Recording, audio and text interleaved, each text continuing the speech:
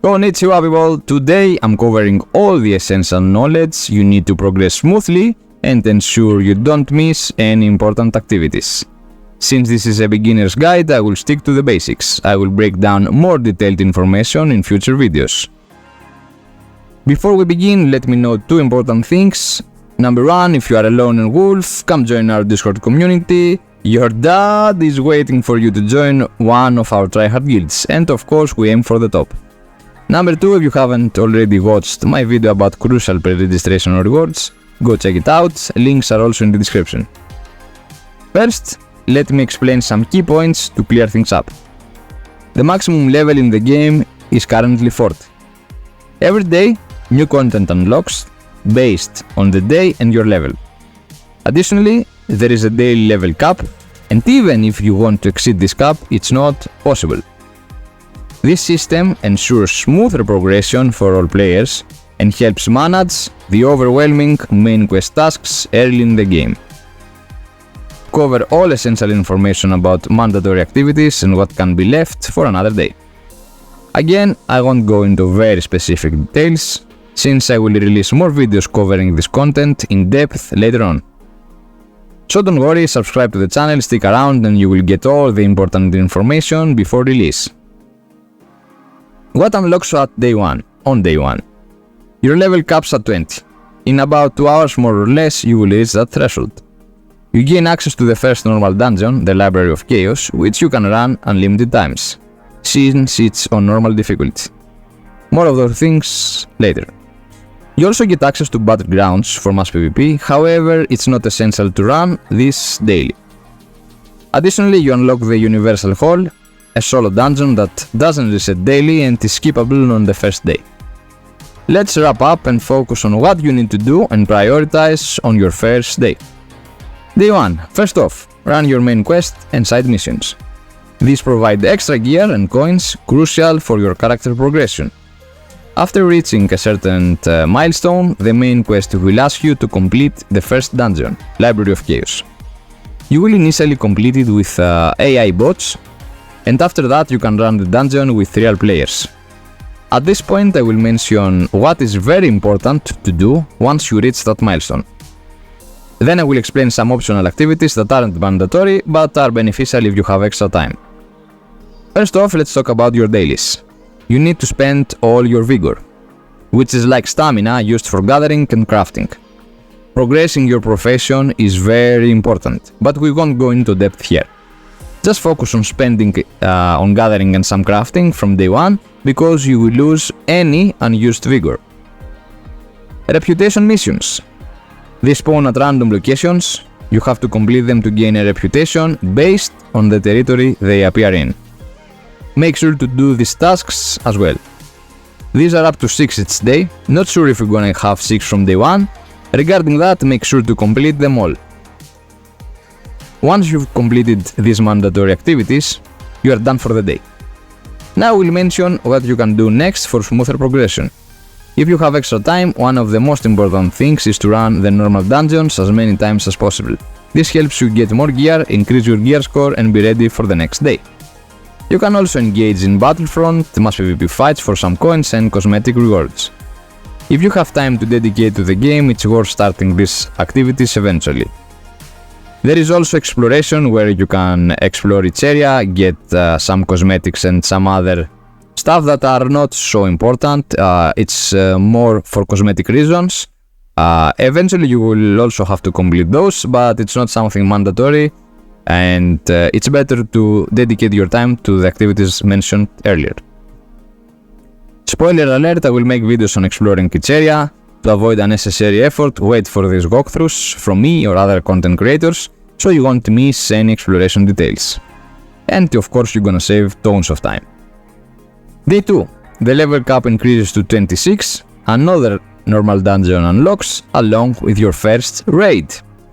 What should you be doing on day 2? Prioritize main missions of course along with your side missions. Spend all your vigor, complete your reputation missions. If you have extra time, run the new normal dungeon for extra gear to upgrade your gear score. Also, do the 2 entries for the raid. Remember, raids have an entry limit unlike normal dungeons. This is also works for elites, but we're gonna talk about it later. Good news, TarisLand is releasing globally on Friday. If it's like China and they keep the same schedule as China, raids refresh every Friday. You have almost a week to do those 2 entries, but it's recommended to do them immediately for better gear and strength. If you have spare time, engage in Battlefront or Exploration, always beneficial. Day 3, the level cap increases to 30.